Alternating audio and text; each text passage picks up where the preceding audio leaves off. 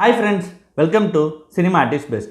Cinema artist பெஸ்ட்டில் இப்போ நான் பார்க்க போகிற திரைப்படம் என்னென்னா எ மேன். இந்த திரைப்படம் வெளியான 2022. இது வந்து பார்த்திங்கன்னா ஒரு ஜப்பான் நாட்டு திரைப்படம்ங்க. திரைப்படத்தின் டேரக்டர் யார் சொல்லி பார்த்தீங்கன்னா கே இஷிகாவா. இந்த திரைப்படத்தின் ரைட்டர் கொசுகோ முகாஹே. இந்த திரைப்படம் கெச்சிரோ ஹிரானோ அவர் எழுதிய நாவல் தான் தழுவப்பட்டதுங்க. இந்த திரைப்படத்தில் சதோஷி சுமா புக்கி அக்கிராவை முதன்மை கதாபாத்திரம் பண்ணியிருக்காரு. அப்புறம் சக்குரா ஹேண்டோ ரேயா பண்ணியிருக்காங்க. அப்புறம் மஸ்டகே கூபாட் டெய்சுகா பண்ணியிருக்காரு. சரிங்க, என் மேன் என்ன மாதிரி கதைகளும் பார்ப்பாங்க. அதாவது வந்து படத்தின் நாயகியான ரே, அவங்க வந்து பார்த்திங்கன்னா ஒரு டைவர்சி. அவங்க வந்து அவங்க பையனோட ஒரு 4 வயது பையனோட வாழ்ந்துட்டு இருக்காங்க. அவங்க ஸ்டேஷனரி ஷாப் வச்சுருக்காங்க.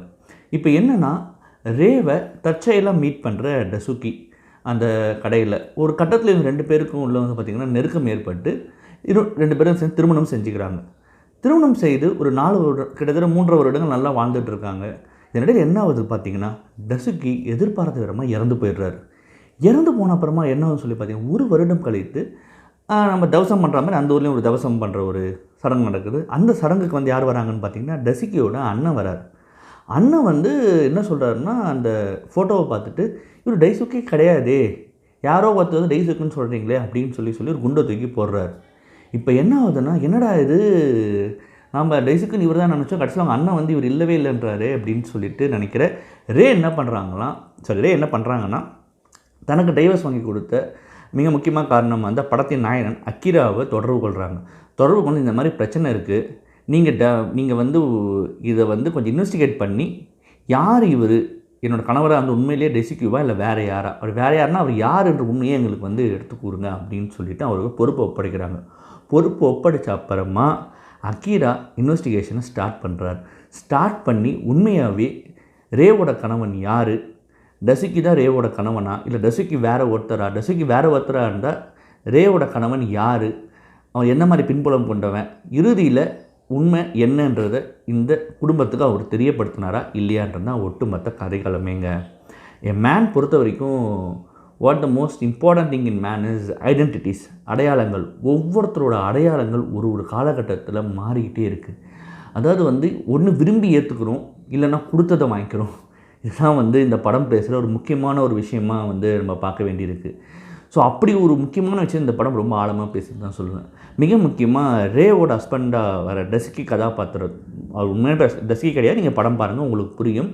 அந்த கதாபாத்திரம் ஏன் இந்த ஐடென்டிட்டியை சூஸ் பண்ணுறது, அதுக்கு என்ன பிரச்சனை உண்மையாகவே அந்த கதாபாத்திரத்துக்கு அப்படின்றத ரொம்ப ஆழமாக வந்து இந்த கதையில் சொல்லியிருந்தாங்க. ஏன்னா இதுவரை பின்னப்பட்ட கதைகள் எல்லாமே என்னன்னு சொல்லி பார்த்தீங்கன்னா, ஒரு கிரிமினல் பேக்ரவுண்டு உள்ள ஒரு குடும்பத்துலேருந்து வந்த ஒருத்தன் கிரிமினலாக தான் இருக்கணும் அப்படின்றத இந்த படம் உடச்சி வேறு ஒன்றை பேசுது. அந்த விஷயம் ரொம்ப எனக்கு பிடிச்சிருந்தது. அது ரொம்ப நல்லாவும் பண்ணியிருந்தாங்க அந்த பேக் ஸ்டோரியில். அதே மாதிரி 2வது, அதாவது வந்து ஜப்பானை பொறுத்த வரைக்கும் பார்த்திங்கன்னா, அங்கே வந்து 1945ஆம் ஆண்டுக்கு அப்புறம் சவுத் கொரியன்ஸ் வந்து இமிக்ரெண்ட்டாக உள்ளே போகிறாங்க. போன அப்புறமா அவங்களோட ஸ்பேஷியஸ் வந்து, அதாவது பாப்புலேஷன் வந்து ஓரளவுக்கு மைனாரிட்டி குரூப்பாக மாறுறாங்க. பட் ஆனால் இன்றைக்கும் அவங்க மேலே வந்து ஒரு காழ்ப்புணர்ச்சி இருந்துகிட்டே இருக்குன்றது வந்து இந்த படம் பேசுது. குறிப்பாக படத்தின் கதை அக்கிராவோட கதாபாத்திரம் ஒரு கொரியன் பேஸ்டு ஜப்பான் அப்படின்றத வந்து ஒரு இடத்துல ரிவீல் பண்ணுறாங்க. பட் அவர் எந்த அளவுக்கு வந்து ஒரு என்ன சொல்கிறதுங்க, ஒரு கிரிமினலே வந்து எப்படி ட்ரீட் பண்ணுறான்னு ஒரு மேட்ரு இருக்குது. அதெல்லாம் ரொம்ப நல்லாவே வந்து இந்த படத்தில் வந்து பண்ணியிருந்தாங்க. நிஜமாகவே அவரோட அடையாளம் எந்த இடத்துல எப்படி பார்க்கப்படுது அப்படின்றதையும் இந்த படம் பேசுது. ஸோ இது full and full identity games தான்.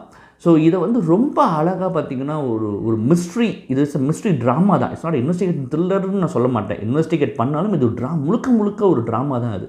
ஸோ அந்த மிஸ்ட்ரி ட்ராமாவை எண்டு வரைக்கும் அழகாக கொண்டு போய் நிறுத்தியிருந்தாங்கன்னு தான் நம்ம சொல்லணும். அது ரொம்ப அழகாக பண்ணியிருந்தாங்கன்னு நம்ம சொல்லலாம். அண்ட் படத்தோட எண்டை பொறுத்த வரைக்கும் பார்த்திங்கன்னா அக்கிராவுக்கு ஒரு விஷயம் நடக்கும். பட் அதை வந்து அவர் எப்படி எடுத்துக்கிறாருன்றதை வந்து பார்த்திங்கன்னா ஒரு என்னென்ன ஓப்பன் எண்டிங் கூட முடிச்சிருப்பாங்க. Is going to take it simply or is going to change is identity அப்படின்றத பார்த்திங்கன்னா நம்மக்கிட்ட விட்டுடுறாங்க. ஸோ நீங்கள் எப்படி எடுக்க போகிறீங்க, இதை உங்களோட இதில் நீங்கள் எப்படி வந்து நீங்கள் பார்க்க போகிறீங்கன்னு ஆடியன்ஸ் கிட்டே விட்டுடுறாங்க. அது ஒரு பெரிய பலமாகவே நான் பார்க்குறேன். நிஜமாகவே டேரக்டரோட அந்த ஒரு புத்திசாலித்தனம் அந்த இடத்துல வந்து வெளிப்படுதுங்க. என்னை பொறுத்த வரைக்கும் படம் வந்து பெர்ஃபார்மன்ஸ் வைஸ் எல்லாருமே ரொம்ப நல்லா பண்ணியிருந்தாங்க. யாருமே குறை கிடையாது. எல்லாருமே டெரிஃபிக் பெர்ஃபார்மன்ஸ் இந்த படத்தில் பண்ணியிருக்காங்க. டெஃபினட்டாக ஒருத்தரை கூட குறை சொல்ல முடியாதுங்க. அந்த மாதிரி ஒரு பெர்ஃபார்மன்ஸ். இந்த படத்துடைய பேக்ரவுண்ட் மியூசிக்கும் ரொம்ப அழகாக வந்து மைல்டாக ரொம்ப செட்டிலாக இருந்தது. அது எனக்கு ரொம்ப ரொம்ப பிடிச்சிருந்தது. இந்த படத்தின் ஸ்க்ரீன் பிளேவும் ரொம்ப சூப்பராக இருந்தது. நிஜமாகவே படத்தை கடைசி வரைக்கும் அந்த நெக் வரைக்கும் கொண்டு போனது பெரிய விஷயமாக நான் கண்டிப்பாக சொல்லுவேங்க. இந்த படம் வந்து பார்த்திங்கன்னா சென்ற ஆண்டு நடந்த வெனிஸ் ஃபிலிம் ஃபெஸ்டிவலில் வெனிஸ் ஆரிசான் அவார்டில் பெஸ்ட்டு ஃபிலிமுக்கு வந்து நாமினேட் ஆகிருந்ததுங்க. அதை தவிர்த்து இந்த படம் 10 வின்ஸ் அண்ட் 10 நாமினேஷன் இருக்குங்க.